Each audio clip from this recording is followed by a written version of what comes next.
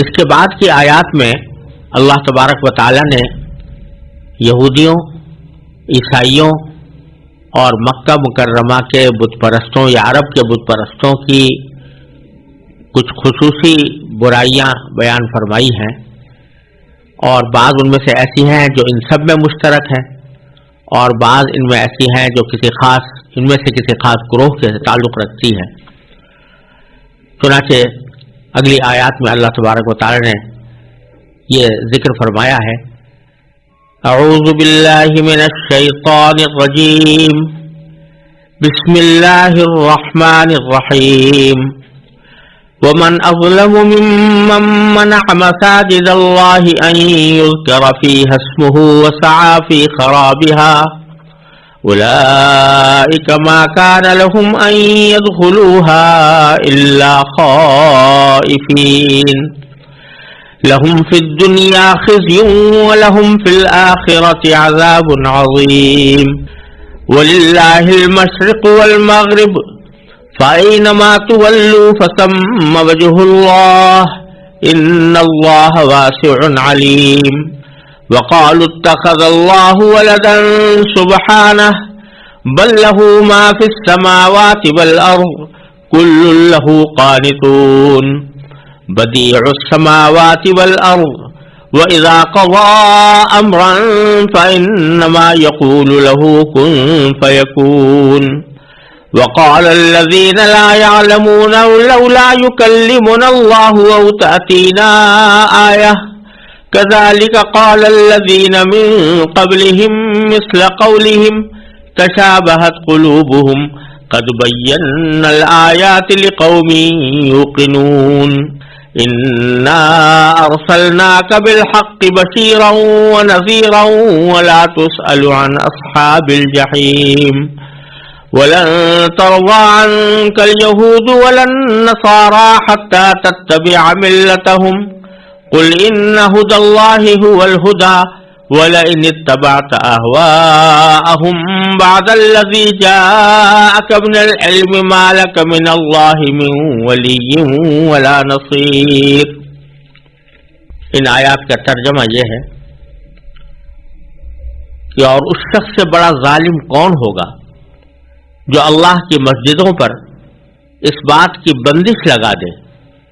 کہ ان میں اللہ کا نام لیا جائے اور ان کو ویران کرنے کی کوشش کرے۔ ایسے لوگوں کو یہ حق نہیں پہنچتا کہ وہ ان مسجدوں میں داخل ہوں مگر ڈرتے ہوئے۔ ایسے لوگوں کے لیے دنیا میں رسوائی ہے اور انہی کو آخرت میں عذاب ہوگا۔ اور مشرق و مغرب سب اللہ ہی کی ہیں، لہذا جس طرف بھی تم رخ کرو گے وہی اللہ کا رخ ہے۔ بے شک اللہ بہت وسعت والا، بڑا علم رکھنے والا ہے۔ یہ لوگ کہتے ہیں کہ اللہ نے کوئی بیٹا بنایا ہوا ہے، حالانکہ اس کی ذات اس قسم کی چیزوں سے پاک ہے، بلکہ آسمانوں اور زمین میں جو کچھ بھی ہے اسی کا ہے، سب کے سب اس کے فرما بردار ہیں۔ وہ آسمانوں اور زمین کا موجد ہے، اور جب وہ کسی بات کا فیصلہ کرتا ہے تو اس کے بارے میں بس اتنا کہتا ہے کہ ہو جا، چنانچہ وہ ہو جاتی ہے۔ اور جو لوگ علم نہیں رکھتے وہ کہتے ہیں کہ اللہ ہم سے کیوں بات نہیں کرتا، یا ہمارے پاس کوئی نشانی کیوں نہیں آتی۔ جو لوگ ان سے پہلے گزرے ہیں وہ بھی اس طرح کی باتیں کہتے تھے جیسی یہ کہتے ہیں۔ ان سب کے دل ایک جیسے ہیں۔ حقیقت یہ ہے کہ جو لوگ یقین کرنا چاہیں ان کے لیے ہم نشانیاں پہلے ہی واضح کر چکے ہیں۔ اے پیغمبر، بے شک ہم نے تمہیں کو حق دے کر اس طرح بھیجا ہے کہ تم جنت کی خوشخبری دو اور جہنم سے ڈراؤ، اور جو لوگ اپنی مرضی سے جہنم کا راستہ اختیار کر چکے ہیں ان کے بارے میں آپ سے کوئی باز پرس نہیں ہوگی۔ اور یہود و نصارہ تم سے اس وقت تک ہرگز راضی نہیں ہوں گے جب تک تم ان کے مذہب کی پیروی نہیں کرو گے۔ کہہ دو کہ حقیقی ہدایت تو اللہ ہی کی ہدایت ہے، اور تمہارے پاس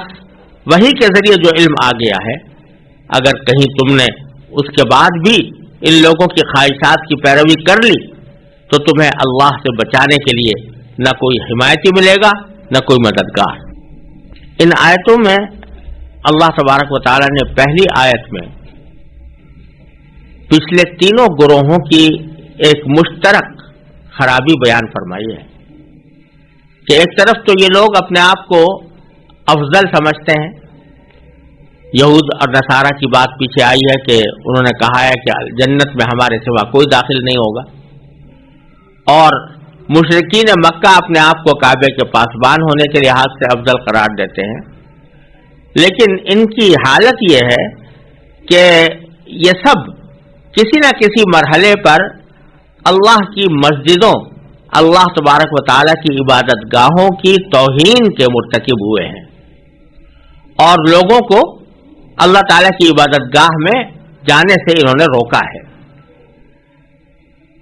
مثلا عیسائیوں نے شاہد تیتوس کے زمانے میں بیت المقدس پر حملہ کر کے اسے تخت و تاراج کیا تھا۔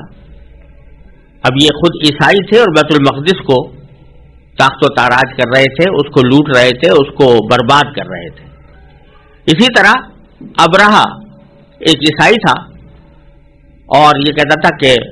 میں عیسائی ہوں اور حضرت عیسیٰ علیہ السلام کا پیروکار ہوں، لیکن اس نے بیت اللہ پر حملہ کر کے اس کو ویران کرنے کی کوشش کی، جس کے نتیجے میں اللہ تبارک و تعالی نے اس کو تباہ و برباد کیا، جس کا ذکر سورہ فیل میں آیا ہے۔ اسی طرح مکہ مکرمہ کے مشرک لوگ مسلمانوں کو مسجد حرام میں نماز پڑھنے سے روکتے تھے۔ خود نبی کریم سرور دو عالم صلی اللہ علیہ وسلم کو وہاں نماز پڑھنے سے روکا گیا، آپ کو تکلیفیں پہنچائی گئیں، اور یہودیوں نے بیت اللہ شریف کے تقدس سے انکار کر کے عملاً لوگوں کو اس کی طرف رخ کرنے سے روکا۔ حالانکہ یہودی حضرت ابراہیم علیہ السلام کو مانتے ہیں اور بیت اللہ حضرت ابراہیم علیہ السلام کا تعمیر کیا ہوا تھا، لیکن وہ اس کی کوئی حرمت ماننے کو تیار نہیں تھے، اور چنانچہ جب مسلمانوں نے بیت اللہ کی طرف رخ کیا تو اس پر وہ اعتراض کرتے تھے کہ یہ بیت المقدس کے بجائے بیت اللہ کی طرف رخ کیے ہوئے ہیں۔ تو یہ سارے کے سارے لوگ کسی نہ کسی وقت میں اللہ کی مسجدوں اور عبادت گاہوں سے لوگوں کو روکنے کے گناہ میں مبتلا رہے ہیں۔ قرآن کریم فرماتا ہے کہ ایک طرف ان میں سے ہر ایک کا دعویٰ یہ ہے کہ تنہا وہی جنت کا حقدار ہے، اور دوسری طرف ان کی حالت یہ ہے کہ وہ اللہ کی عبادت میں رکاوٹ ڈالنے یا عبادت گاہوں کو ویران کرنے کے در پہ ہیں۔ تو اس لیے اللہ تعالیٰ فرماتے ہیں وَمَنْ أَظْلَمُ مِمَّنْ مَنَعَ مَسَاجِدَ اللَّهِ، اس شخص سے بڑا ظالم کون ہوگا جو اللہ کی مسجدوں پر بندش عائد کرے، بندش لگائے، ان یذکر فیہا اسمہ، اس بات پر بندش لگائے کہ ان مسجدوں میں اللہ کا نام لیا جائے، اور وسعی فی خرابہا، اور جو ان کی تخریب یا ان کو ویران کرنے کی کوشش کرے، اس سے بڑا ظالم کون ہوگا۔ اور اس میں اللہ تبارک و تعالی نے تینوں گروہوں کی اس برائی کا بیان فرما دیا کہ اپنے آپ کو افضل سمجھنے کے باوجود اللہ تعالیٰ کی عبادت گاہوں کو ویران کرنے کی کوشش کرتے رہے ہیں، لوگوں کو وہاں جانے سے روکنے کی بھی کوشش کرتے رہے ہیں۔ اور اس کے مقابلے میں اللہ تبارک و تعالیٰ نے اسلام میں یہ حکم دیا ہے کہ کسی عبادت گاہ کو تم اپنی طرف سے ڈھاؤ نہیں۔ چنانچہ جب نبی کریم سرور دو عالم صلی اللہ علیہ وسلم کسی کو جہاد کے لیے بھیجتے تھے تو اس میں آپ جو ہدایات عطا فرماتے تھے، ان ہدایات میں سے ایک ہدایت یہ بھی ہوتی تھی کہ جو لوگ کسی عبادت گاہ میں عبادت میں لگے ہوئے ہیں ان کو چھیڑنا جائز نہیں، مقابلہ انہی سے کرو جو جنگجو ہیں اور جو جنگ کرنے والے ہیں، اور جو عبادت کے لیے بیٹھے ہیں، چاہے وہ عیسائی ہوں اور کلیسا میں بیٹھے ہوں یا یہودی ہوں سناگوگ میں بیٹھے ہوں، تو ان کو چھیڑنا ان کو بھی جائز نہیں، اور ان کے عبادت گاہوں کو بلا ضرورت اس کے اوپر حملہ کرنا بھی جائز نہیں، یہاں تک کہ اگر کسی جگہ مسلمان فتح پالے اور اس فتح پانے کے بعد وہاں کے باشندوں سے صلح کا معاملہ ہو جائے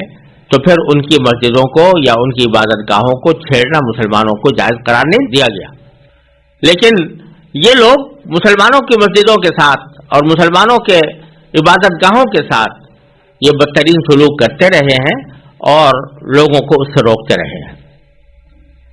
اس کے بعد اللہ تعالیٰ فرماتے ہیں اولئک ما کان لهم ان يدخلوها الا خائفین. ان لوگوں کو یہ حق نہیں پہنچتا تھا کہ وہ ان مسجدوں میں داخل ہوں مگر ڈرتے ہوئے. اس کے ایک معنی تو یہ ہے کہ اللہ تبارک و تعالیٰ کے گھر یعنی عبادت گاہیں جس میں اللہ تعالیٰ کی عبادت کی جاتی ہے وہ در حقیقت اللہ کا گھر ہوتا ہے. اور اس گھر میں جب بھی کسی انسان کو داخل ہونے کا موقع ملے تو اس کے اوپر اس کے دل پر اللہ تبارک و تعالیٰ کے خوف اور خشیت کے آثار ہونے چاہیے. ڈرتے ہوئے داخل ہونے کا معنی یہ کہ اللہ تبارک و تعالیٰ کی عظمت کا لحاظ کرتے ہوئے, اللہ تبارک و تعالیٰ کی قدرت کا لحاظ کرتے ہوئے اور اللہ تبارک و تعالیٰ کے خشیت دل میں رکھتے ہوئے ان کو داخل ہونا چاہیے تھا. لیکن بجائے اس کے کہ یہ خوف و خشیت کے ساتھ داخل ہوتے, اللہ تعالیٰ کی تصور کے ساتھ داخل ہوتے, انہوں نے ان کو برباد کرنے کی کوشش کی. اور بعض حضرات مفسرین نے اس کے معنی یہ بیان کیے ہیں اولئک ما کان لهم ان يدخلوها الا خائفین, کہ ان لوگوں کو اب آئندہ حق نہیں پہنچتا کہ وہ اللہ کی مسجدوں میں داخل ہوں مگر ڈرتے ہوئے. یعنی آئندہ اشارہ کیا جا رہا ہے کہ ایک وقت ایسا آنے والا ہے کہ جب ان کو خود مسلمانوں کی طرف سے خوف ہوگا اور یہ جب بیت اللہ کے اندر مسجد حرام میں داخل ہوں گے تو ڈرتے ہوئے داخل ہوں گے اور مسلمانوں کی طرف سے ان کو اندیشہ لگا ہوا ہوگا. تو آئندہ کی پیشین گوئی بھی اس کے اندر موجود ہے. پھر آگے ارشاد فرمایا کہ لہم فی الدنیا خزی,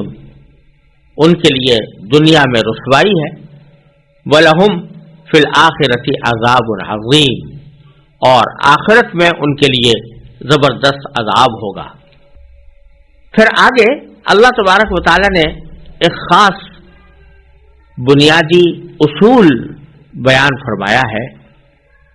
اگر وہ انسان کی سمجھ میں آ جائے تو اس کی بہت سی غلط فہمیاں خود بخود دور ہو جائیں.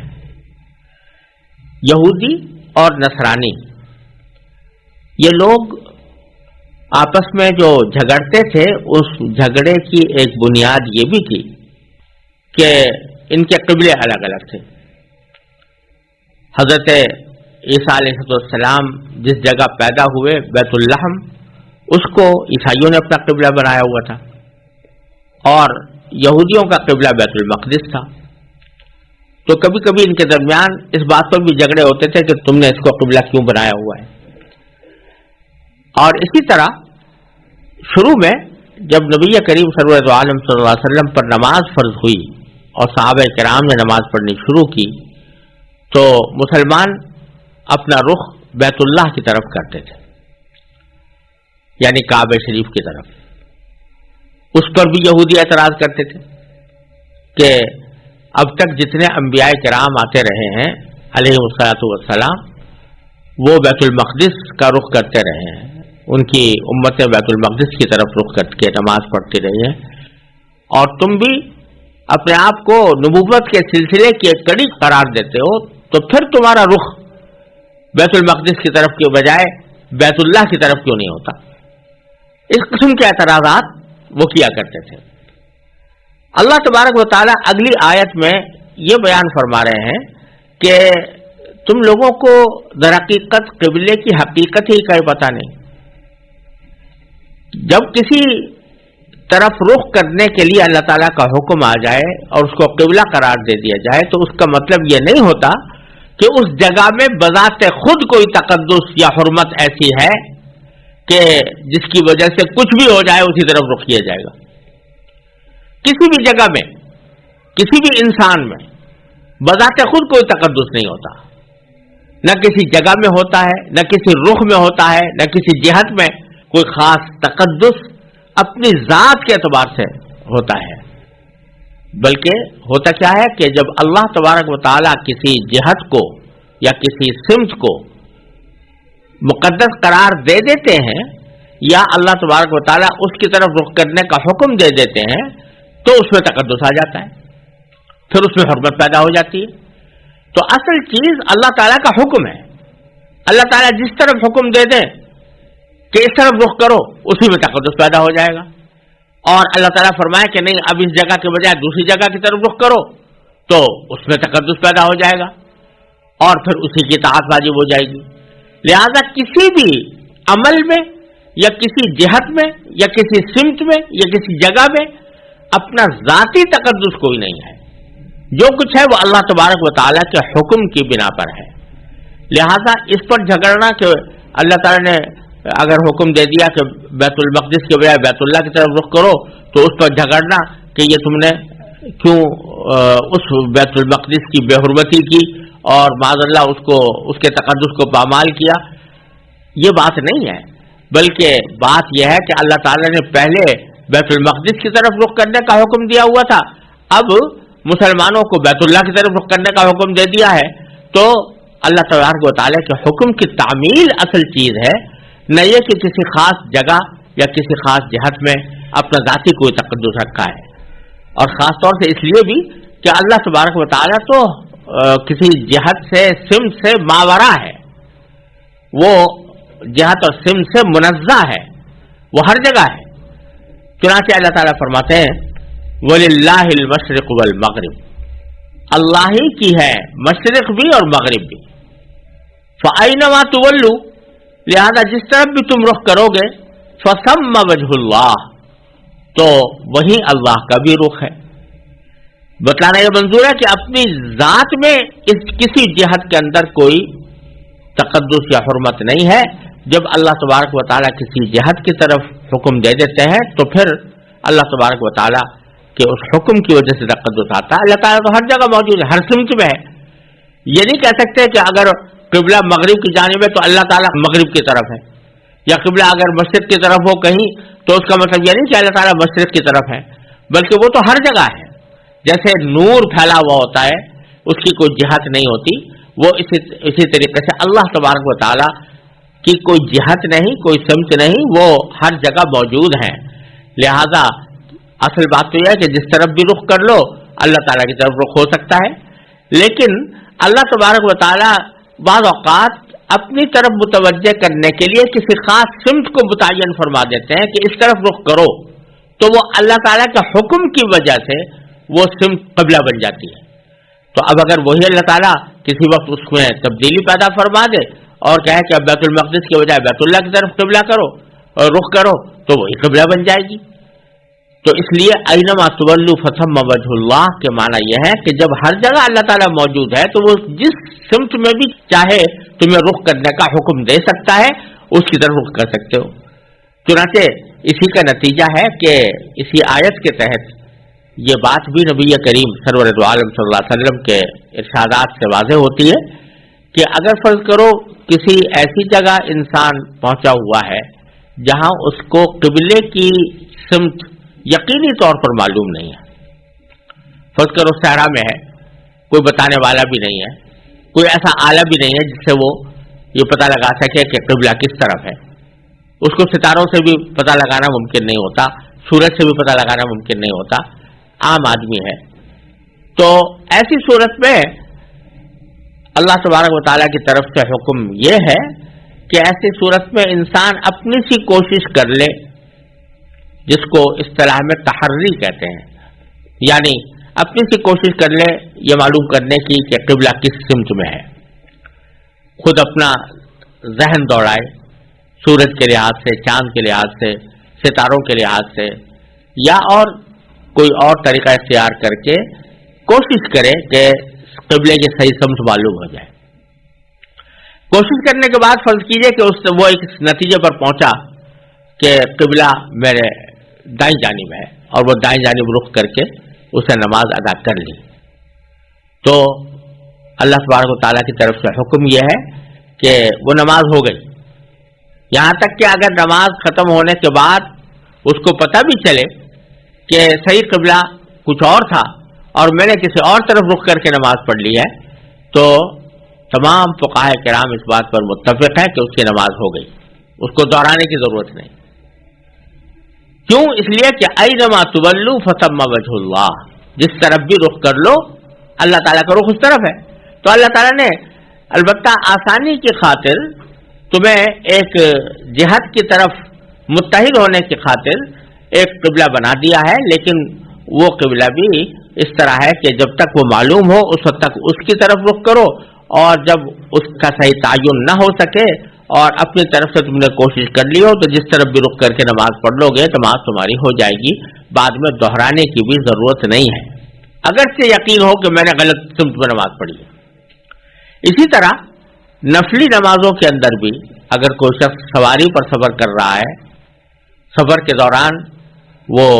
فرض کیجئے کسی ریل میں ہے، ہوائی جہاز میں ہے، بس میں ہے، یا کسی جانور کے اوپر سفر کر رہا ہے، گھوڑے پر یا خچر پر، تو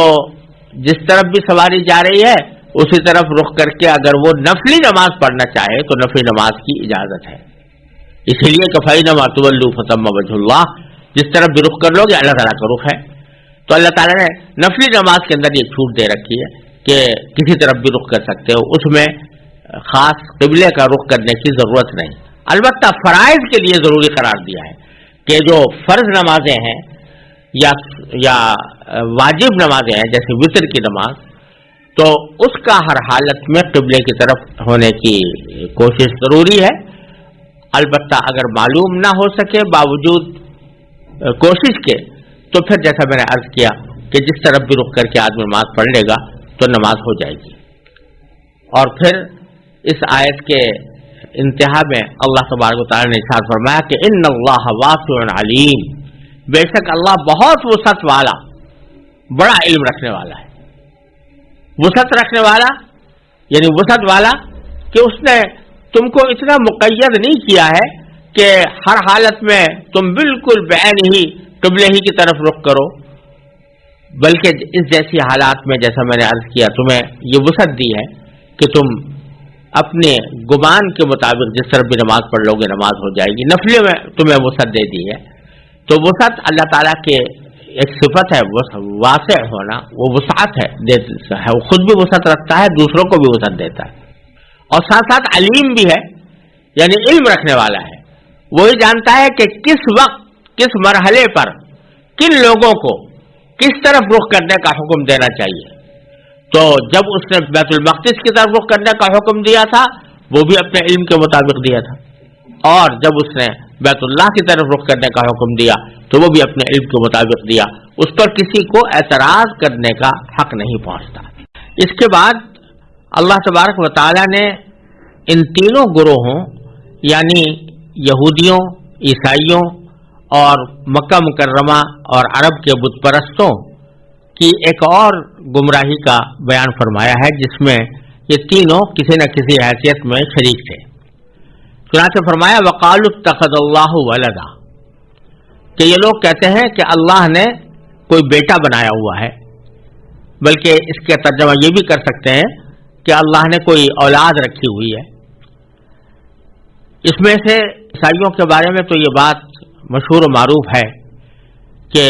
وہ حضرت عیسیٰ علیہ السلام کو خدا کا بیٹا مانتے تھے۔ یہودیوں میں بھی ایک فرقہ ایسا تھا کہ جو حضرت عزیر علیہ السلام کو خدا کا بیٹا کہتا تھا، لہذا وہ بھی اس گمراہی میں شریک تھے۔ تیسرے جو عرب کے مشرکین تھے وہ فرشتوں کے بارے میں یہ عقیدہ رکھتے تھے کہ یہ اللہ تعالیٰ کی بیٹیاں ہیں، لہذا تینوں فریق اس بات پر گویا متفق تھے کہ اللہ تعالیٰ کی کوئی اولاد ہے، وہ بیٹا ہو یا بیٹی ہو۔ تو اللہ تبارک و تعالیٰ ان کی تردید کرتے ہوئے فرماتے ہیں کہ یہ بڑی گمراہی کی بات ہے، سبحانہ، حالانکہ اللہ تعالیٰ کی ذات اس قسم کی چیزوں سے بالکل پاک ہے۔ بل لہ ما فی السماوات والارض، بلکہ آسمانوں اور زمین میں جو کچھ ہے اسی کا ہے۔ کل لہ قانتون، سب کے سب اسی کے فرما بردار ہیں۔ مطلب کہنے کا یہ ہے کہ اولاد کی ضرورت اس شخص کو ہوتی ہے جو دوسروں کی مدد کا محتاج ہو، اس واسطے اس کو ضرورت پیش آتی ہے کہ اس کی کوئی اولاد ہو جو اس کی قوت بازو بنے. لیکن اللہ تبارک و تعالیٰ تو پوری کائنات کا مالک ہے اور اسے کسی بھی کام میں کسی کی مدد کی ضرورت نہیں، پھر وہ اولاد کا محتاج کیوں ہو؟ اسی طرح اس دلیل کو اگر ذرا منطقی انداز میں بیان کیا جائے تو وہ اس طرح ہوگی کہ اولاد اپنے باپ کا جز ہوتی ہے اور ہر کل اپنے جز کا محتاج ہوتا ہے. اللہ تعالیٰ چونکہ ہر احتیاج سے پاک ہے اور آسمان اور زمین کی تمام چیزیں اسی کی ملکیت ہیں، اس لیے اسے کسی جز کی حاجت نہیں، لہذا اس کی طرف اولاد منسوب کرنا اسے محتاج قرار دینے کے مرادف ہے، حالانکہ وہ سارے آسمان و زمین کی تمام چیزوں کا مالک ہے، اس کو کسی کی احتیاج نہیں. اور کل لہو قانتون، یعنی آسمان و زمین کی تمام اشیاء اس کی فرما بردار ہیں، یعنی اللہ تبارک و تعالیٰ جس چیز کے بارے میں جو چاہے وہی ہوتا ہے. اگر اللہ تبارک و تعالیٰ نے یہ چاہا کہ آسمان روشن ہو تو آسمان روشن ہو جائے، اگر اللہ تبارک و تعالیٰ نے چاہا کہ اس میں ستارے حرکت کریں تو وہ حرکت کر رہے ہیں. کسی کی مجال نہیں ہے کہ اللہ تبارک و تعالیٰ کے حکم کی سرتابی کر سکے. تو جب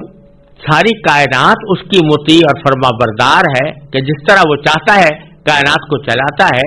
تو اس کو اپنی اولاد رکھنے کی کیا ضرورت ہے یا اولاد کا وہ محتاج کیوں ہو؟ پھر آگے فرمایا کہ بدیع السماوات والارض، یعنی اللہ تبارک و تعالی آسمانوں اور زمین کا موجد ہے.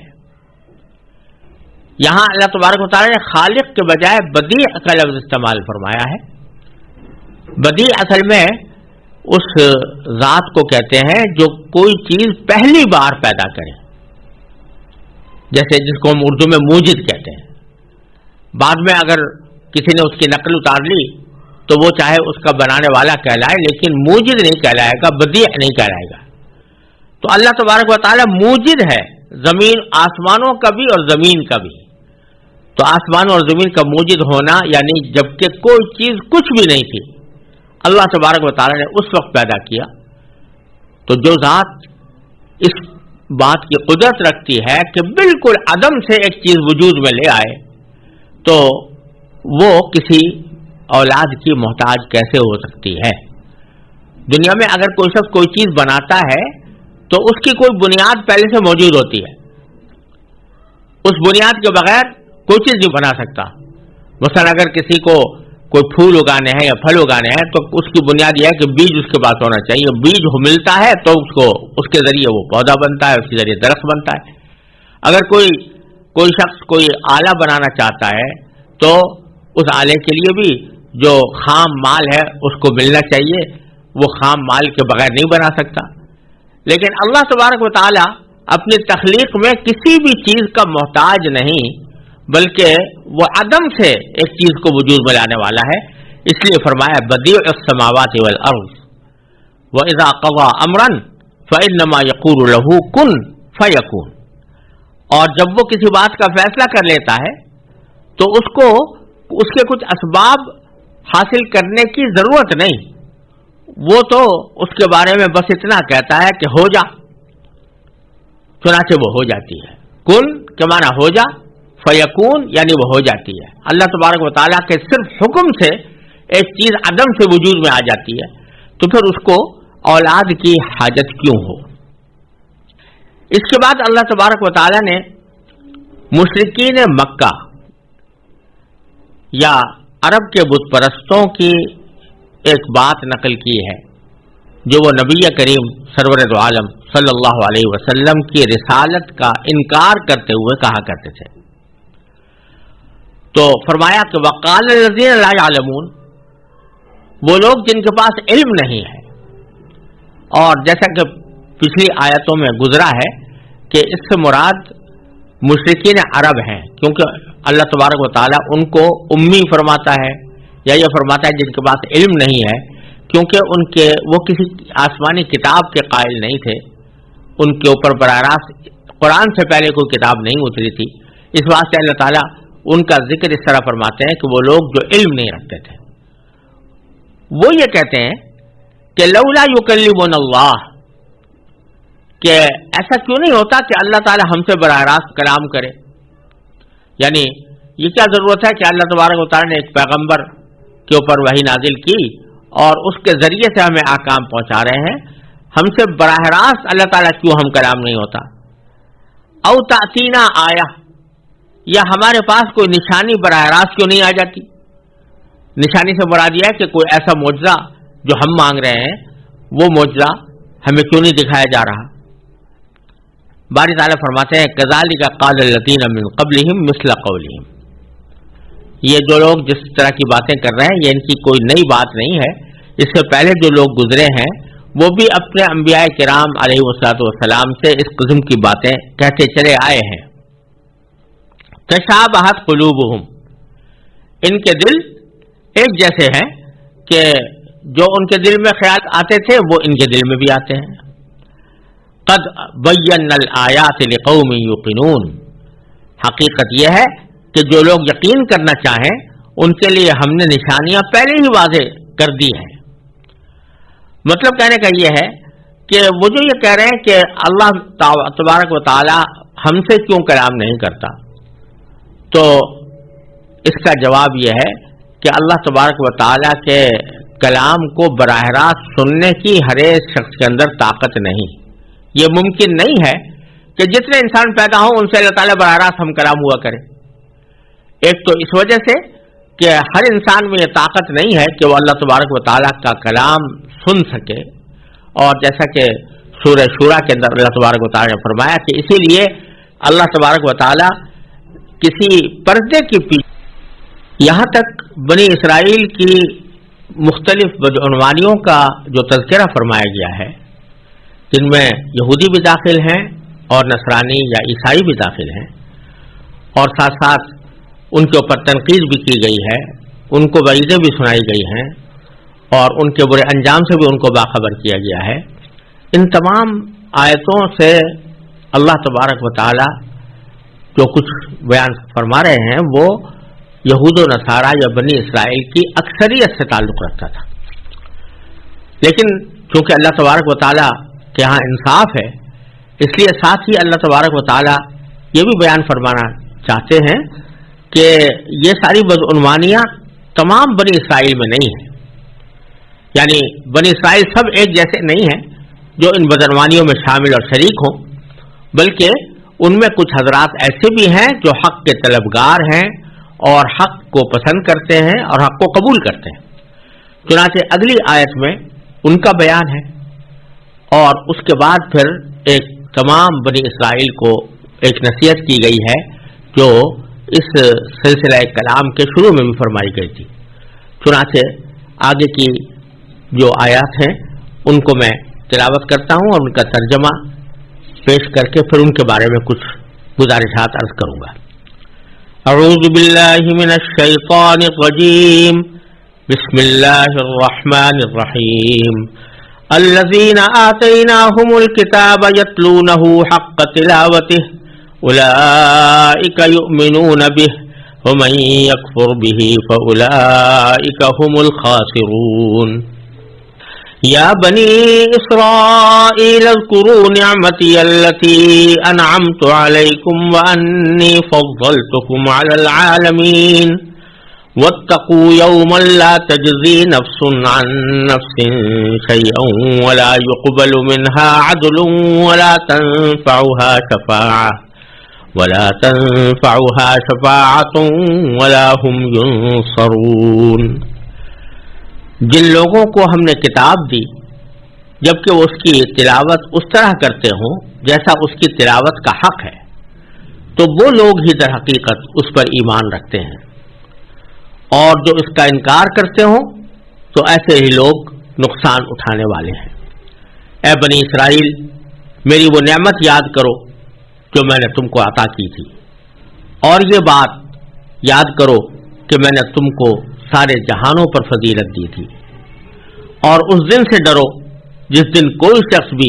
کسی کے کچھ کام نہیں آئے گا، نہ کسی سے کسی قسم کا فدیہ قبول کیا جائے گا، نہ اس کو کوئی سفارش فائدہ دے گی، اور نہ ان کو کوئی مدد پہنچے گی۔ اس میں سے پہلی آیت میں اللہ تبارک و تعالی نے بنی اسرائیل کے ان حضرات کا بیان فرمایا ہے کہ جو بنی اسرائیل کی پہلے بیان کی ہوئی بدعنوانیوں میں شریک نہیں تھے، بلکہ وہ تورات اور انجیل کے صحیح تقاضوں پر عمل کرتے تھے، اور وہ صرف تورات و انجیل کی آیتوں کی زبانی تلاوت ہی نہیں کرتے تھے، بلکہ اس کا حق اس طرح ادا کرتے تھے کہ اس کے بنیادی تقاضوں پر عمل پیرا بھی تھے۔ اور اسی عمل کا ایک نتیجہ یہ تھا کہ تورات و انجیل میں نبی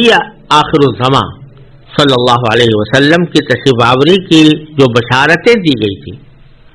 اور آپ کی جو علامتیں بیان فرمائی گئی تھیں، ان بشارتوں اور علامتوں کو نبی کریم سرور دو عالم محمد مصطفیٰ صلی اللہ علیہ وسلم کی ذات میں موجود دیکھ کر انہوں نے حق کو قبول کرنے میں کسی تردد کا مظاہرہ نہیں کیا، نہ کوئی عناد اور حسد ان کے آڑے آیا، بلکہ جب انہوں نے دیکھا کہ نبی کریم سرور دو عالم صلی اللہ علیہ وسلم میں وہ تمام علامتیں پائی جا رہی ہیں اور آپ پر جو کلام مبارک نازل ہو رہا ہے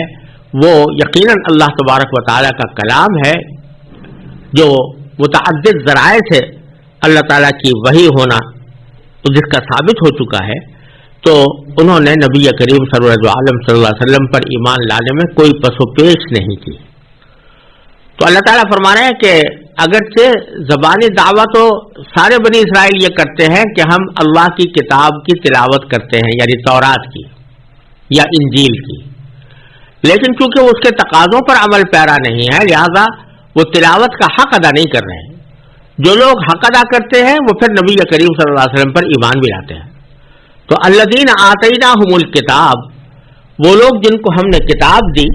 یتلونہ حق تلاوتی، جبکہ وہ اس کی تلاوت اس طرح کرتے ہوں جیسا اس کی تلاوت کا حق ہے، تو اولئک یؤمنون بہ، تو وہی لوگ ہیں جو در حقیقت اس پر ایمان رکھتے ہیں۔ اس پر ایمان رکھتے ہیں میں یہ مطلب بھی ہو سکتا ہے کہ تورات پر حقیقی ایمان انہی لوگوں کا ہے جو اس تلاوت کا حق ادا کرتے ہوں، یعنی اس کی تقاضوں پر عمل پیرا ہوں۔ اور اس کا مطلب یہ بھی ہو سکتا ہے یؤمنون بہ کہ نبی کریم سرور دو عالم صلی اللہ علیہ وسلم کی طرف بھی ہو سکتی ہے کہ جو لوگ تلاوت کا حق ادا کرتے ہیں تو اس تلاوت کا حق کا ایک لازمی نتیجہ یہ بھی ہے کہ وہ رسول اللہ صلی اللہ علیہ وسلم پر ایمان لاتے ہیں۔ اور اس کے باوجود جو لوگ کفر کا راستہ اختیار کیے ہوئے ہیں وہ نقصان اٹھانے والے ہیں، ومن یکفر بہ فاولئک ھم الخاسرون، اور جو اس کا انکار کرتے ہیں تو ایسے ہی لوگ نقصان اٹھانے والے ہیں۔ اس آیت کریمہ میں اللہ تبارک و تعالی نے ایک عظیم حقیقت کی طرف اشارہ فرمایا ہے، اور وہ صرف یہودیوں اور نصرانیوں کے لیے نہیں بلکہ ہم مسلمانوں کے لیے بھی قابل توجہ ہے۔ وہ یہ کہ اگرچہ کسی آسمانی کتاب کی تلاوت بذات خود ایک بڑی عظیم نیکی ہے، مثلا قرآن کریم کی صرف تلاوت بھی اگر کوئی کرے تو تلاوت ایک بہت بڑے ثواب کا کام ہے، لیکن تلاوت کا حق اس وقت تک ادا نہیں ہوتا جب تک کہ اس کتاب کو جس کی تلاوت کی جا رہی ہے برحق سمجھ کر اس کے بنیادی عقائد کو تسلیم نہ کیا جائے۔ اگر کوئی آدمی قرآن کی تلاوت تو کرے لیکن اللہ تعالیٰ کو ایک نہ مانے، نبی کریم صلی اللہ علیہ وسلم کی رسالت کو تسلیم نہ کرے، آخرت کا انکار کرے، نماز روزے کو فرض قرار نہ دے، تو یہ تلاوت کس کام کی؟ تلاوت وہ ہے جو تلاوت کا حق جس میں ادا کیا جائے وہ یہ ہے کہ جو کچھ قرآن میں ہے اس کو بالکل تہہ دل کے ساتھ انسان قبول کرے کہ ہاں اس میں جو کچھ بھی بات فرمائی گئی ہے وہ برحق ہے، اور اس میں جو کچھ بھی ارشاد فرمایا گیا ہے وہ میرے لیے واجب التعمیل ہے۔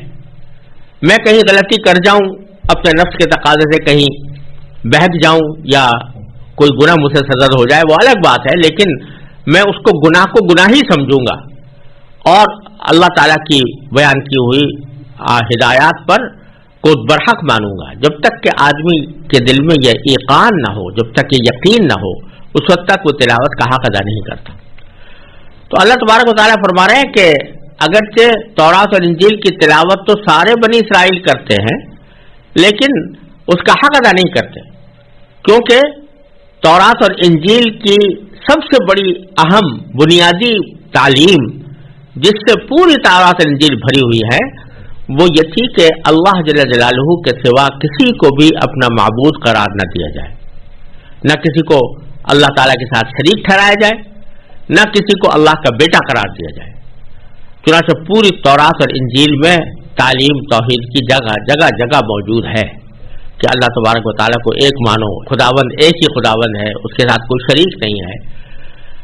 لیکن ان لوگوں نے توحید کے اس عقیدے میں ملاوٹ پیدا کر دی کہ عیسائیوں نے حضرت عیسیٰ علیہ السلام کو اللہ کا بیٹا قرار دینا شروع کر دیا، اور بعض یہودیوں نے اللہ تبارک و تعالیٰ کا بیٹا حضرت عزیر علیہ السلام کو قرار دینا شروع کر دیا۔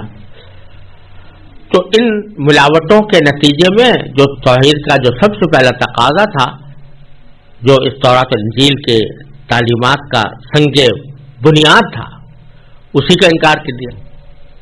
دوسرے انہی کتابوں کے اندر نبی کریم سرور دو عالم صلی اللہ علیہ وسلم کی تشریف آوری کی بشارت دی گئی تھی، آپ کی علامتیں بھی بیان فرمائی گئی تھیں۔ تو اس کی تلاوت کا حق یہ تھا کہ جب سرکار دو عالم صلی اللہ علیہ وسلم میں وہ علامتیں موجود پائیں تو نبی کریم صلی اللہ علیہ وسلم پر ایمان لے آئیں۔ لیکن ہوا یہ کہ جیسا قرآن کریم نے دوسری جگہ فرمایا کہ یعرفونہ کما یعرفون ابناءہم، وہ اپنے دل میں اچھی طرح نبی کریم صلی اللہ علیہ وسلم کی حقانیت کا اعتراف کر چکے ہیں، اور حضور کو اس طرح پہچانتے ہیں جیسے کہ اپنی اولاد کو پہچانتے ہیں۔ جس طرح انسان کو اپنی اولاد کو پہچاننے میں کوئی شک نہیں ہوتا، اسی طرح ان کو نبی کریم صلی اللہ علیہ وسلم کے نبی آخر الزماں ہونے میں دل میں کوئی شک نہیں ہے، لیکن اس کے باوجود حسد کی وجہ سے، عناد کی وجہ سے، ضد کی وجہ سے، اپنی چودراہٹ کے ختم ہو جانے کے اندیشے سے یہ اس کا انکار کر رہے ہیں۔ تو اس طرح انہوں تلاوت تو کر رہے ہیں لیکن تلاوت کا حق ادا نہیں کر رہے ہیں۔ اس کے برخلاف جو لوگ ایمان لائے ہیں نبی کریم صلی اللہ علیہ وسلم پر، وہ تلاوت کا حق ادا کر رہے ہیں، اس لیے کہ جو کچھ تورات اور انجیل میں بیان فرمایا گیا ہے توحید پر بھی ایمان لاتے ہیں، اور اس کے ساتھ ساتھ نبی کریم صلی اللہ علیہ وسلم کی رسالت پر بھی ایمان لاتے ہیں اور آپ کی تعلیمات پر عمل بھی کرتے ہیں۔ تو ان کا استثناء کر دیا اللہ تبارک و تعالیٰ نے اس آیت کریمہ میں کہ پچھلی جو بدعنوانیاں بیان کی گئی ہیں، یہ جو برا انجام ان کا بیان کیا گیا ہے وہ عام بنی اسرائیل کا ہے جو حضور پر ایمان نہیں لائے۔ جو ایمان لے آئے ہیں ان کا معاملہ ان سے مختلف ہے۔ یہ ساری تفصیل جو اب تک چلی آئی ہے، اگر آپ دیکھیں تو آیت نمبر 47 سے یہاں آیت نمبر 121 تک بنی اسرائیل ہی کا تذکرہ ہے، اور ان کی مختلف بدعنوانیوں کا بھی بیان ہے، ان کی نافرمانیوں کا بھی ذکر ہے، اور اس کے برے انجام کو بھی بیان کیا گیا ہے، اور آخر میں ان حضرات کا استثناء بھی کیا گیا ہے کہ جو ان بدعنوانیوں میں ان کے شریک نہیں ہیں اور نبی کریم صلی اللہ علیہ وسلم پر ایمان لا چکے ہیں۔ اب آخر میں اللہ تبارک و تعالی آیت نمبر 122 اور 123 میں تقریباً وہی الفاظ دہرا رہے ہیں جو اس سلسلہ کلام کے بالکل آغاز میں اللہ تبارک و تعالی نے ارشاد فرمائے تھے، اور وہ نصیحت کا انداز ہے۔ یعنی کہنے کا مقصود یہ ہے آخر میں دوبارہ اس نصیحت کو دہرایا جا رہا ہے جو اس سلسلہ کلام کے شروع میں فرمائی گئی تھی، اور مقصد یہ ہے کہ جو کچھ تمہاری بدعنوانیاں بیان کی گئی ہیں، یا تمہاری نافرمانیوں کا ذکر کیا گیا ہے، یا تمہارے اس برے انجام کا ذکر کیا گیا ہے، یہ کوئی اس وجہ سے نہیں کہ تمہارے ساتھ کوئی دشمنی ہے، اس وجہ سے نہیں کہ تمہارے ساتھ کوئی عداوت ہے، اور نہ اس وجہ سے ہے کہ تمہارے بارے میں بس ہم نے طے کر لیا ہے کہ تمہیں ہر حالت میں برے انجام سے دوچار کرنا ہے، بلکہ جو کچھ بھی ہے یہ تمہارے اپنے اعمال کی وجہ سے ہے۔ تو ایک مرتبہ پھر ہم تمہیں نصیحت کا پیرایا اختیار کرتے ہیں کہ خدا کے لیے اپنی ان باتوں سے باز آ جاؤ اور صحیح راستہ اختیار کر لو۔ چنانچہ فرمایا کہ یا بنی اسرائیل، اے بنی اسرائیل، اذکروا نعمتی التی انعمت علیکم، میری وہ نعمت یاد کرو جو میں نے تم کو عطا کی تھی، وانی فضلتکم العالمین، اور یہ بات یاد کرو کہ میں نے تم کو سارے جہانوں پر فضیلت دی تھی.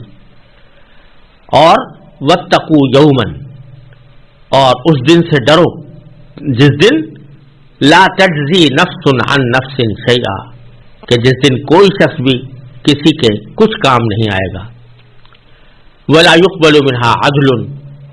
اور نہ کسی سے کسی قسم کا فدیہ قبول کیا جائے گا. یعنی کوئی شخص اگر یہ چاہے کہ میں کچھ پیسے دے کر عذاب سے اپنی جان چھڑا لوں تو کسی سے کوئی، اول تو پیسے وہاں ہوں گے ہی نہیں، اور اگر ہوں بھی کوئی پیش کرنا بھی چاہے تو فدیہ قبول نہیں کیا جائے گا. ولا تنفعها شفاعہ، اور نہ اس کو کوئی سفارش فائدہ دے گی. ولا هم ينصرون، اور نہ ان کو کوئی مدد پہنچے گی. یعنی کوئی بھی فرد ایسا نہیں ہوگا جو انسان کی مدد کر سکے اللہ تعالیٰ کے علاوہ. لہذا اس دن سے ڈرو، اور وہ دن ہے آخرت کا دن جس میں سب انسانوں کو اپنے سارے اعمال کا اللہ تعالیٰ کے سامنے جواب دہ ہونا ہوگا. اس سے ڈرو. یہ بیانی وہی الفاظ ہیں، تقریباً تھوڑا سا معمولی فرق ہے لیکن تقریباً وہی الفاظ ہیں جو پیچھے آیت نمبر 47 اور 48 میں ارشاد فرمائے گئے تھے. تو یہ ایک بڑا سبق آموز رویہ ہے کہ بنی اسرائیل سے جو خطاب تھا، جو آیت نمبر 47 سے آیت نمبر 121 تک چلا ہے، اس کے شروع میں بھی یہ نصیحت فرمائی گئی تھی اور آخر میں بھی یہ نصیحت فرمائی گئی کہ تم اپنے حسد اور عناد سے باز آ جاؤ اور اللہ تعالیٰ کے حکم سے ڈرو، اور اس دن سے ڈرو جس دن سب لوگوں کو حساب دینا پڑے گا. ہم تمہیں نصیحت کرتے ہیں کہ ان چیزوں کا خیال دل میں لا کر حق کو قبول کر لو.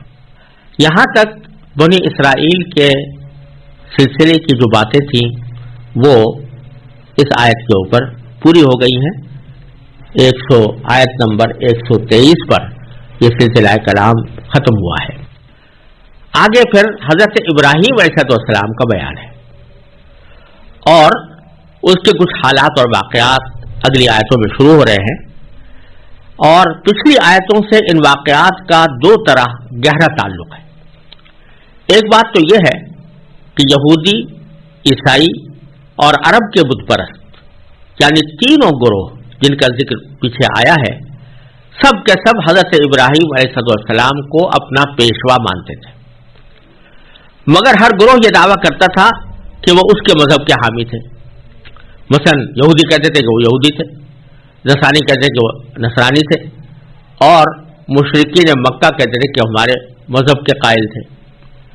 لہذا ضروری تھا کہ حضرت ابراہیم علیہ السلام کے بارے میں صحیح صورتحال واضح کی جائے. قرآن کریم نے یہاں یہ بتایا ہے کہ حضرت ابراہیم علیہ السلام کا تینوں گروہوں کے باطل عقائد سے کوئی تعلق نہیں تھا. ان کی ساری زندگی توحید کی تبلیغ میں خرچ ہوئی اور انہیں اس راستے میں بڑی بڑی آزمائشوں سے گزرنا پڑا جن میں وہ پورے اترے. دوسری بات جس کی وجہ سے اس سلسلہ کلام میں حضرت ابراہیم علیہ السلام کا خاص طور پر ذکر فرمایا گیا ہے وہ یہ ہے کہ حضرت ابراہیم علیہ السلام کے دو بیٹے تھے، حضرت اسحاق اور حضرت اسماعیل علیہ السلام. حضرت اسحاق علیہ السلام ہی کے بیٹے حضرت یعقوب علیہ السلام تھے جن کا دوسرا نام اسرائیل تھا. نبی کریم صلی اللہ علیہ وسلم سے پہلے نبوت کا سلسلہ انہی کی اولاد یعنی بنی اسرائیل میں چلا آ رہا تھا، جس کی بنا پر وہ یہ سمجھتے تھے کہ دنیا بھر کی پیشوائی کا حق صرف بنی اسرائیل کو حاصل ہے. کسی اور نسل میں کوئی ایسا نبی نہیں آ سکتا جو ان کے لیے واجب الاتباع ہو. قرآن کریم نے یہاں یہ غلط فہمی دور کرتے ہوئے یہ واضح فرمایا ہے کہ دینی پیشوائی کا منصب کسی خاندان کی لازمی میراث نہیں ہے. اور یہ بات خود حضرت ابراہیم علیہ السلام سے صریح لفظوں میں کہہ دی گئی تھی. انہیں جب اللہ تعالیٰ نے مختلف طریقوں سے آزما لیا اور یہ ثابت ہو گیا کہ وہ اللہ تعالیٰ کے ہر حکم پر بڑی سے بڑی قربانی دینے کے لیے ہمیشہ تیار رہے، تو انہیں توحید کے عقیدے کی پاداش میں آگ میں ڈالا گیا. انہیں وطن چھوڑنے پر مجبور ہونا پڑا. انہیں اپنی بیوی اور اپنے نوزائیدہ بچے کو مکے کی خشک وادی میں ہی تنہا چھوڑنے کا حکم ملا. وہ بلا تعمل یہ ساری قربانیاں دیتے چلے گئے. تب اللہ تبارک و تعالیٰ نے انہیں دنیا بھر کی پیشوائی کا منصب دینے کا اعلان فرمایا. اسی موقع پر جب انہوں نے اپنی اولاد کے بارے میں پوچھا تو صاف طور پر بتا دیا گیا کہ ان میں جو لوگ ظالم ہوں گے، یعنی اللہ تعالیٰ کی نافرمانی کر کے اپنی جانوں پر ظلم کریں گے، وہ اس منصب کے حقدار نہیں ہوں گے۔ بنی اسرائیل کو صدیوں آزمانے کے بعد ثابت یہ ہوا ہے کہ وہ اس لائق نہیں ہیں کہ قیامت تک پوری انسانیت کی دینی پیشوائی ان کو دی جائے۔ اس لیے نبی آخر الزماں صلی اللہ علیہ وسلم اب حضرت ابراہیم علیہ السلام کے دوسرے صاحبزادے یعنی حضرت اسماعیل علیہ السلام کی اولاد میں بھیجے جا رہے ہیں، جن کے لیے حضرت ابراہیم علیہ السلام نے دعا کی تھی کہ وہ اہل مکہ میں سے بھیجے جائیں۔ اب چونکہ دینی پیشوائی منتقل کی جا رہی ہے، اس لیے اب قبلہ بھی اس بیت اللہ کو بنایا جانے والا ہے جو حضرت ابراہیم علیہ السلام اور ان کے صاحبزادے حضرت اسماعیل علیہ السلام نے تعمیر کیا تھا۔ اس مناسبت سے آگے تعمیر کعبہ کا واقعہ بھی بیان فرمایا گیا ہے۔ یہاں سے آیت نمبر 152 تک جو سلسلہ کلام آ رہا ہے، اس کا حضرت ابراہیم علیہ السلام سے، ان کے بیٹے حضرت اسماعیل علیہ السلام سے اور کعبے سے یہ تعلق ہے، اور اس کو اسی پس منظر میں سمجھنا چاہیے۔ اعوذ باللہ من الشیطان الرجیم، بسم اللہ الرحمن الرحیم۔ وَإِذِ ابْتَلَىٰ إِبْرَاهِيمَ رَبُّهُ بِكَلِمَاتٍ فَأَتَمَّهُنَّ قَالَ إِنِّي جَاعِلُكَ لِلنَّاسِ إِمَامًا قَالَ وَمِن ذُرِّيَّتِي قَالَ لَا يَنَالُ عَهْدِي الظَّالِمِينَ وَإِذْ جَعَلْنَا الْبَيْتَ مَثَابَةً لِلنَّاسِ وَأَمْنًا وَاتَّخِذُوا مِن مَّقَامِ إِبْرَاهِيمَ مُصَلًّى وعهدنا إلى إبراهيم وإسماعيل أن طهرا بيتي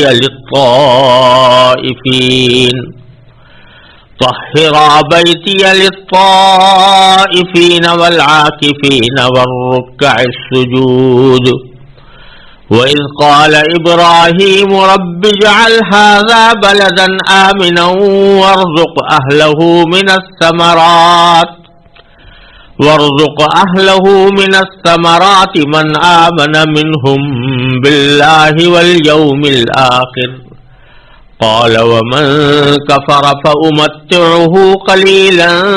ثم أضطره إلى عذاب النار وبئس المصير وإذ يرفع إبراهيم القواعد من البيت وإسماعيل ربنا تقبل منا إنك أنت السميع العليم ربنا واجعلنا مسلمين لك ومن ذريتنا أمة مسلمة لك وأرنا مناسكنا وتب علينا إنك أنت التواب الرحيم ربنا وابعث فيهم رسولا منهم يتلو عليهم آياتك ويعلمهم الكتاب والحكمة ويزكيهم إنك أنت العزيز الحكيم۔ اور وہ وقت یاد کرو جب ابراہیم کو ان کے پروردگار نے کئی باتوں سے آزمایا اور انہوں نے وہ ساری باتیں پوری کی۔ اللہ نے کہا میں تمہیں تمام انسانوں کا پیشوا بنانے والا ہوں۔ ابراہیم نے پوچھا اور میری اولاد میں سے؟ اللہ نے فرمایا میرا یہ عہد ظالموں کو شامل نہیں ہے۔ اور وہ وقت یاد کرو جب ہم نے بیت اللہ کو لوگوں کے لیے ایسی جگہ بنایا جس کی طرف وہ لوٹ لوٹ کر جائیں اور جو سراپا امن ہو، اور تم مقام ابراہیم کو نماز پڑھنے کی جگہ بنا لو۔ اور ہم نے ابراہیم اور اسماعیل کو یہ تاکید کی کہ تم دونوں میرے گھر کو ان لوگوں کے لیے پاک کرو جو یہاں طواف کریں اور اعتکاف میں بیٹھیں اور رکوع اور سجدہ بجا لائیں۔ اور وہ وقت بھی یاد کرو جب ابراہیم نے کہا تھا کہ اے میرے پروردگار اس کو ایک پرامن شہر بنا دیجئے، اور اس کے باشندوں میں سے جو اللہ اور یوم آخرت پر ایمان لائیں انہیں قسم قسم کے پھلوں سے رزق عطا فرمائیے۔ اللہ نے کہا اور جو کفر اختیار کرے گا اس کو بھی میں کچھ عرصے کے لیے لطف اٹھانے کا موقع دوں گا، مگر پھر اسے دوزخ کے عذاب کی طرف کھینچ لے جاؤں گا، اور وہ بدترین ٹھکانہ ہے۔ اور اس وقت کا تصور کرو جب ابراہیم بیت اللہ کی بنیادیں اٹھا رہے تھے اور اسماعیل بھی ان کے ساتھ شریک تھے، اور یہ کہتے جاتے تھے کہ اے ہمارے پروردگار ہم سے یہ خدمت قبول فرما لے، بے شک تو اور صرف تو ہی ہر ایک کی سننے والا، ہر ایک کو جاننے والا ہے۔ اے ہمارے پروردگار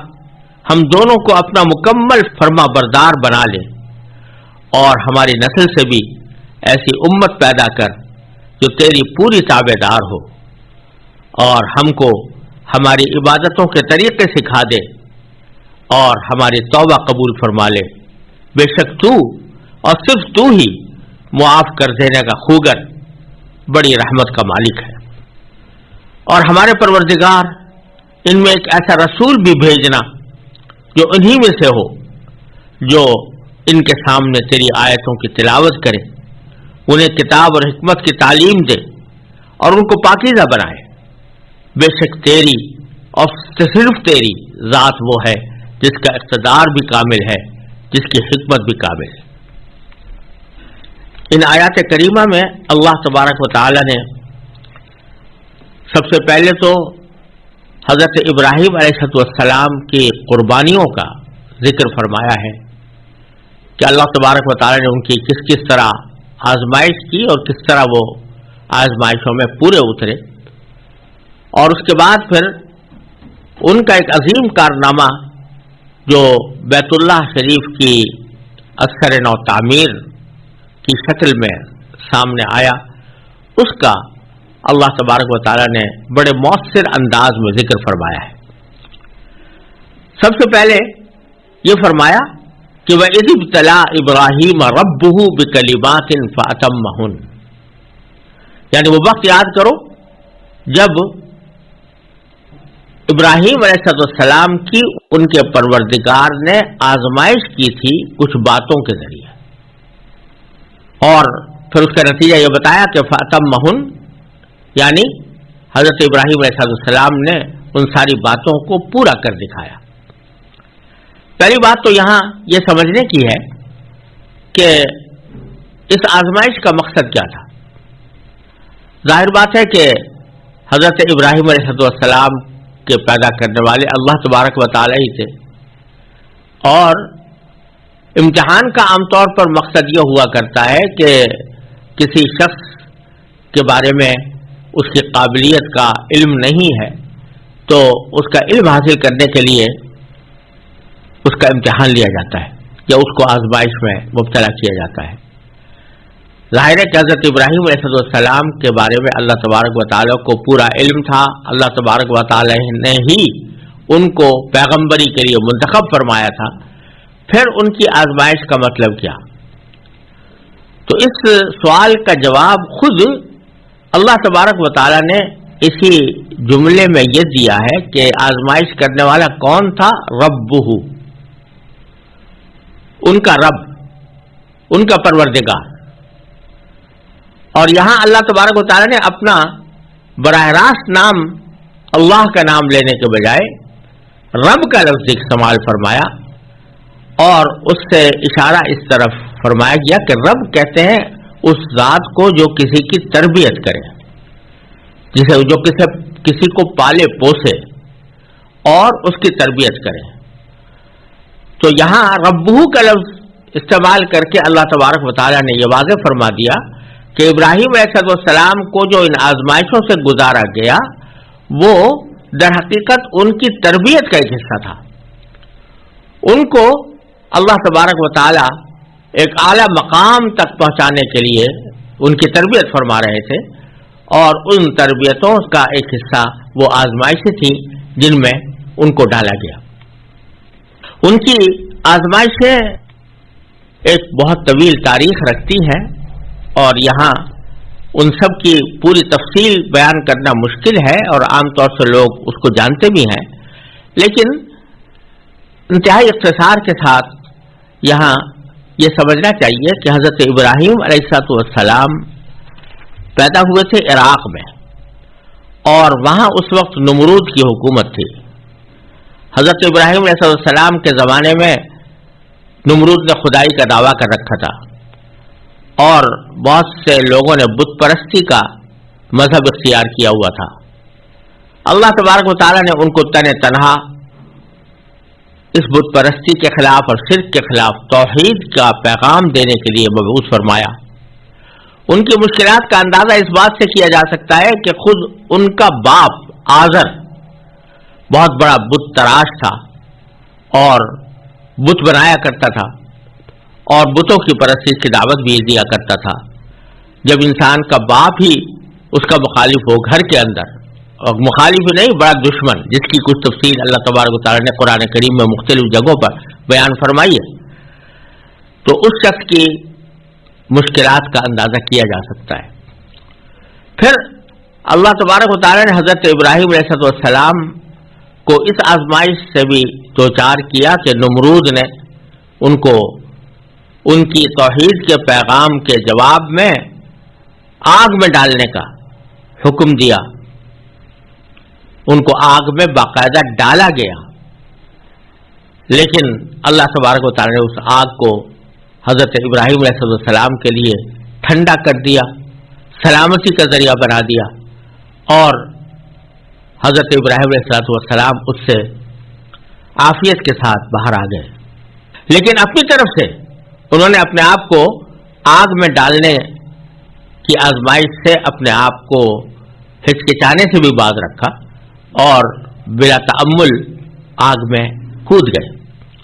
اس کے بعد اللہ تبارک و تعالیٰ نے ان کو وطن چھوڑ کر ملک شام کی طرف ہجرت کرنے کا حکم دیا، وہاں چلے گئے۔ ابھی کچھ عرصے وہاں ٹھہرے تھے کہ حکم ہوا کہ اپنی بیوی حضرت ہاجرہ اور ان کے بیٹے حضرت اسماعیل علیہ السلام کو لے کر شام سے مکے کی بے آب و گیاہ وادی میں، جہاں کوئی آبادی ہی نہیں تھی، جہاں کوئی پانی بھی نہیں تھا، کوئی سبزہ بھی نہیں تھا، وہاں لے جایا گیا، اور وہاں جا کر اللہ تعالیٰ کا حکم ہوا کہ ان کو اس بے آب و گیاہ صحرا میں تنہا چھوڑ دو اور خود واپس چلے آؤ۔ چنانچہ حضرت ابراہیم علیہ السلام اسی حالت میں اس بے آب و گیاہ صحرا میں اپنی بیوی اور بچے کو چھوڑ کر چلے آئے۔ اللہ تبارک و تعالیٰ نے ان کی پرورش کا اور ان کے رزق کا انتظام فرمایا، زمزم کا کنواں جاری ہوا۔ پھر اس کے بعد جب حضرت ہاجرہ کے گود میں بچہ پرورش پاتا رہا اور چلنے پھرنے کے قابل ہو گیا تو حکم ہوا کہ اس کو ذبح کر دو۔ حضرت ابراہیم علیہ السلام اس کے لیے بھی تیار ہو گئے، جس کی تفصیل انشاءاللہ سورہ صافات میں آئے گی۔ تو یہ ساری آزمائشیں تھیں اور سارے امتحانات تھے جو تربیت کے لیے حضرت ابراہیم علیہ السلام کے لیے اللہ تعالیٰ نے مقرر فرمائے تھے، اور انہی سب کا ذکر اجمالی طور پر اللہ تعالیٰ نے یہاں پر فرمایا کہ وَإِذِ ابْتَلَىٰ إِبْرَاهِيمَ رَبُّهُ بِكَلِمَاتٍ، جبکہ ابراہیم کی اللہ نے، ان کے پروردگار نے آزمائش کی تھی کچھ باتوں سے۔ اس باتوں میں یہ ساری باتیں آ گئی جن کا کچھ خلاصہ میں نے عرض کیا۔ پھر اس کا انجام مختصر لفظوں میں یہ بیان فرمایا فَأَتَمَّهُنَّ، یعنی ابراہیم علیہ السلام نے ان ساری باتوں کو پورا کر کے دکھایا، یعنی جو جو کام ان کے سپرد کیا گیا تھا وہ انہوں نے پورا کیا، جو قربانی ان سے مانگی گئی تھی وہ پورے طور پر انہوں نے دی، جس آزمائش میں ان کو ڈالا گیا تھا اس آزمائش پر پورے اترے۔ یہ ایک لفظ میں اللہ تبارک و تعالیٰ نے ان کے عظیم مقام کا اظہار فرما دیا کہ ہم نے ان کو طرح طرح سے آزمائشوں میں مبتلا کیا، لیکن ان سب میں وہ پورے اترے، انہوں نے ان سب کو پورا کر دیا۔ جب یہ پورا کر دیا تو اس کے بعد اللہ تبارک و تعالیٰ نے ان کو انعام کے طور پر یہ فرمایا کہ قال انی جاعلک للناس اماما، یعنی یہ فرمایا کہ میں تمہیں تمام انسانوں کا پیشوا بنانے والا ہوں، تمام انسانوں کا امام بنانے والا ہوں۔ امام کے معنی عربی زبان میں پیشوا کے آتے ہیں، یعنی وہ شخص کہ جو سب کا سردار ہو اور سب لوگوں کو اس بات کا حکم دیا گیا ہو کہ اس کے احکام کی تعمیل کریں، اس کو امام کہتے ہیں۔ چنانچہ امام کا ایک محدود مفہوم تو یہ ہے، جیسا کہ مسجدوں میں ہوتا ہے کہ جب نماز جماعت ادا کی جاتی ہے تو جو شخص نماز پڑھاتا ہے وہ امام کہلاتا ہے، اس لیے کہ سارے مقتدی اسی کی اقتداء میں نماز ادا کرتے ہیں، اور جو کچھ بھی امام کر رہا ہوتا ہے مقتدی بھی وہی کام انجام دیتے ہیں۔ وہ کھڑا ہوتا ہے تو مقتدی بھی کھڑے ہوتے ہیں، وہ رکوع میں جاتا ہے تو مقتدی بھی رکوع میں جاتے ہیں، وہ سجدے میں جاتا ہے تو مقتدی بھی سجدے میں جاتے ہیں، اس لیے اس کو امام کہا جاتا ہے۔ اور امام کا لفظ شریعت میں اور فقہ میں کسی اسلامی ریاست کے امیر کے لیے بھی بولا جاتا ہے کہ وہ سربراہ ہے کسی ملک کا یا کسی اسلامی ریاست کا، تو اس کو بھی امام کہا جاتا ہے۔ اور تیسرا معنی اس کا یہ ہے کہ جو دوسروں کی رہنمائی کرے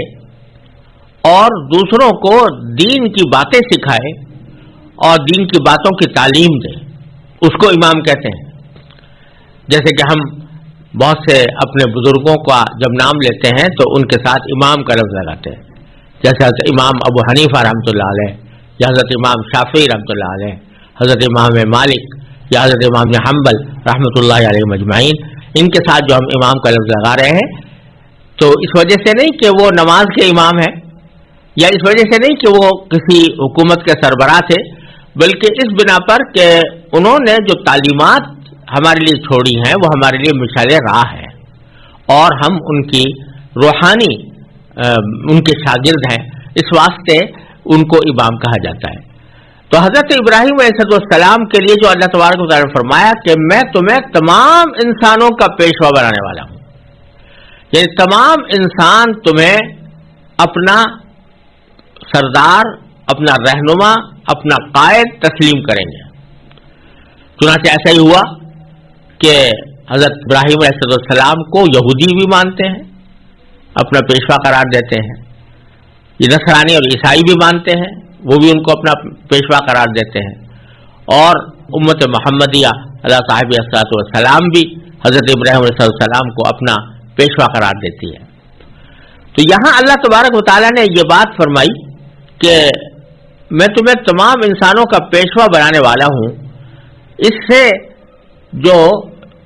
کافر گروہ تھے جن کا ذکر پچھلی آیتوں کے اندر آیا ہے، یعنی یہودی، نصرانی اور مشرکین مکہ یا مشرکین عرب، ان سب کو یاد دلایا جا رہا ہے کہ دیکھو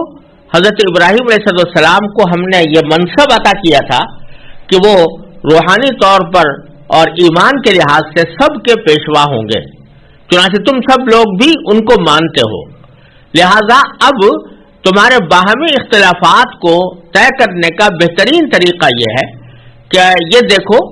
کہ حضرت ابراہیم علیہ السلام جن کو اللہ تعالیٰ نے اتنی آزمائشوں کے بعد تمہارے لیے امام اور پیشوا بنایا، ان کا مسلک کیا تھا، ان کا دین کیسا تھا، وہ کس بات کی دعوت دیتے تھے، اس کی طرف رجوع کرو تو اس سے تمہارے باہمی اختلافات خود ختم ہو جائیں گے، اگر ان کی صحیح مذہب اور ان کے صحیح دین اور ان کی صحیح تعلیمات کو تم سمجھ لو۔ تو اس لیے حضرت اللہ تبارک و تعالیٰ نے یہاں پر حضرت ابراہیم علیہ السلام کی پیشوائی کا اور پوری انسانیت کے لیے پیشوائی کا ذکر فرمایا۔ ساتھ ہی ذہن میں کسی کے یہ خیال بھی پیدا ہو سکتا تھا، اور بہت سے یہودی اور نصرانی اور بت پرست لوگ بھی یہ کہہ سکتے تھے کہ بھئی حضرت ابراہیم علیہ السلام کے بعد جو لوگ آئے وہ بھی حضرت ابراہیم علیہ السلام کی اولاد تھے اور اپنے آپ کو حضرت ابراہیم علیہ السلام کی امت میں سے سمجھتے تھے اور ان کے دین کو اپنا دین قرار دیتے تھے، لیکن ان کی باتیں تو ہم سے ملتی جلتی تھی، یعنی جیسے یہودی بھی کہتے تھے کہ یہودیوں میں بہت سے لوگ ہوتے کہ جو ابراہیم علیہ السلام کو مانتے تو تھے، لیکن حضرت ابراہیم علیہ السلام کی مذہب اور ان کی تعلیمات کی تشریح اس طرح کرتے تھے کہ جس میں بت پرستی بھی داخل ہو جاتی اور جس میں بعض اوقات اللہ کا کسی کو بیٹا قرار دینے کی بات بھی داخل ہو جاتی تھی. اور اسی طرح مشرکین مکہ جو ہیں وہ ابراہیم علیہ السلام کو مانتے تو تھے، لیکن ابراہیم علیہ السلام کی تصویریں بنا کر کعبے کے اندر رکھی ہوئی تھیں اور اس کی پوجا کرتے تھے. تو یہ سب لوگ بھی تو ابراہیم علیہ السلام کے پیروکار تھے، تو پھر کیوں نہ ہم ان کی ذریت اور ان کی اولاد کی پیروی کریں جنہوں نے یہ طریقے اختیار کیے تھے. تو اللہ تبارک و تعالیٰ نے فوراً اس کے بعد فرمایا کہ جب میں نے حضرت ابراہیم علیہ السلام کو یہ کہا کہ میں تمہیں ساری انسانیت کا پیشوا اور امام بنانے والا ہوں یا بنا رہا ہوں، تو اسی وقت حضرت ابراہیم علیہ السلام نے پوچھا تھا کہ قال ومن ذریتی، یعنی پوچھا حضرت ابراہیم علیہ السلام نے کہ اور میری اولاد میں سے، یعنی آپ نے مجھے تو امام بنایا، لیکن کیا میری اولاد میں سے جو لوگ آئیں گے وہ بھی انسانیت کی رہنمائی کریں گے اور وہ بھی اسی طرح امام بنیں گے جیسا کہ آپ نے مجھے بنایا ہے؟ تو اللہ تعالیٰ نے جواب میں فرمایا لا ینال عہد الظالمین، کہ میرا یہ عہد ظالموں کو شامل نہیں ہے. یعنی محض اس بنا پر کہ کچھ لوگ تمہاری ذریت میں سے ہیں، یہ تمہاری اولاد میں سے ہیں، یہ تمہارے خاندان سے تعلق رکھتے ہیں، محض اس بنا پر ان کو امامت کا منصب نہیں دیا جائے گا. ان میں سے جو لوگ ظالم ہوں گے، ظالم ہونے کے معنی یہ کہ جو اللہ تبارک و تعالیٰ کے حقوق ادا نہ کریں یا بندوں کے حقوق ادا نہ کریں. ظلم اسی کو کہتے ہیں کہ کسی کی حق تلفی کی جائے. تو اللہ تعالیٰ کی سب سے بڑی حق تلفی یہ ہے کہ اس کے ساتھ کسی کو شریک ٹھہرایا جائے. اسی لیے قرآن کریم میں فرمایا کہ ان الشرک لظلم عظیم، کہ شرک سب سے بڑا ظلم ہے. تو جو لوگ مشرک ہو جائیں گے یا کسی اور طرح ظالم ہوں گے، ان کو یہ امامت کا منصب نہیں دیا جا سکتا اور اس امامت کے منصب کے وہ اہل بھی نہیں ہوں گے. لہذا اگر پیروی کرنی ہے تو براہ راست ابراہیم علیہ السلام کی پیروی کرنی ہوگی. ان کی اولاد میں جو لوگ گمراہ ہو گئے، ان کی اولاد میں جن لوگوں نے ابراہیم علیہ السلام کا اصل مذہب چھوڑ دیا، تو ان لوگوں کی پیروی نہیں کرنی، کیونکہ ہم نے پہلے ہی کہہ دیا تھا کہ یہ میرا عہد ظالموں کو شامل نہیں ہے. یہ تو اس آیت کا سیاق و سباق کے پس منظر میں اس کا مطلب ہے. لیکن قرآن کریم کی ایک معجزانہ خصوصیت یہ ہے کہ وہ جب کسی سیاق و سباق میں کوئی بات کر رہا ہوتا ہے تو اسی میں کچھ اصول اشارے کے طور پر لوگوں کے لیے چھوڑتا ہے کہ اس سے وہ خود اس کا مطلب نکال سکے اور احکام مستنبط کر سکے. چنانچہ اسی آیت سے یہ بات نکالی گئی ہے جو کسی بھی اسلامی ریاست کی دستور کی سب سے اہم دفعہ کہلانی چاہیے، وہ یہ کہ امامت کا جو منصب ہے وہ کسی بھی ایسے شخص کو نہیں دیا جا سکتا جو ظالم ہو. اب ظالم ہونے کے اندر سب سے بڑا ظلم جیسا میں نے عرض کیا یہ ہے کہ مشرک ہو، اور اگر مشرک نہ ہو تو کم از کم اگر فرض کرو کہ وہ حقوق العباد پامال کرتا ہے یا دوسرے حقوق اللہ کو پامال کرتا ہے، وہ اس بات کا اہل نہیں ہے کہ اس کو امام بنایا جائے. اور امام تینوں معنی میں، یعنی نہ وہ اس لائق ہے کہ اس کو نماز میں امام بنایا جائے، نہ وہ اس لائق ہے کہ اس کو کسی ریاست کا سربراہ بنایا جائے، نہ وہ اس لائق ہے کہ وہ روحانی پیشوا کہلائے یا لوگوں کی دینی رہنمائی کرے. تو اس نے یہ بات بتا دی کہ جب کوئی شخص یا تو مشرک ہو یا بدعمل ہو، یعنی اللہ تبارک و تعالیٰ اور اللہ کے رسول صلی اللہ علیہ وسلم کے احکام پر عمل نہ کرتا ہو، تو ایسے شخص کو اپنے اختیار سے نہ امام بنانا چاہیے نماز میں، نہ اس کو اپنے اختیار سے کسی مملکت کا سربراہ بنانا چاہیے، اور نہ اس کو اپنا دینی پیشوا اور روحانی پیشوا سمجھنا چاہیے، چاہے وہ کتنے ہی بڑے مقدس انسان کی اولاد ہو. اس واسطے کہ باپ کا معاملہ اس کے ساتھ ہے اور اولاد کا معاملہ اس کے ساتھ ہے. اگر ایک باپ بہت مقدس ہے لیکن اولاد اس کی ناخلف ہے تو اس ناخلف اولاد کو وہ مقام نہیں دیا جا سکتا جو اللہ تعالیٰ نے باپ کو عطا فرمایا تھا. یہ ایک اہم نقطہ اس آیت کریمہ نے واضح کر دیا ہے، اور اس سے یہ بات بھی واضح ہو گئی کہ اہمیت اسلام میں کسی شخص کے نسب کی نہیں ہے کہ فلاں نسب سے تعلق رکھتا ہے، فلاں کا بیٹا ہے، بلکہ اصل اہمیت اس کے اپنے عقیدے اور اس کے اپنے عمل اور اس کے کردار کی ہے. وہ اگر اچھا ہے تو بے شک اس کو کوئی مناسب منصب دیا جا سکتا ہے، لیکن اگر وہ اس معاملے میں کوتاہ ہے تو پھر اس کو ان میں سے کوئی منصب دینے کا کوئی جواز نہیں ہے.